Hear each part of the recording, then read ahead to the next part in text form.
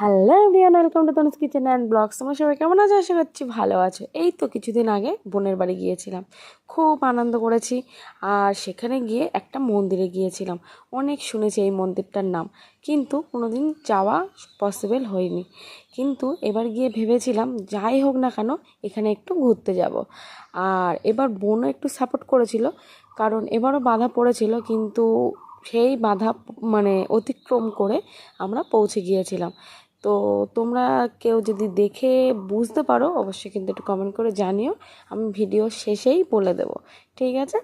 তো যাই হোক, এখানে আমরা গিয়েছিলাম, আমি ফার্স্ট টাইম গেলাম। কিন্তু এখানে গিয়ে কি বলবো তোমাদের, আমার দক্ষিণেশ্বরের মতন ফিল হলো।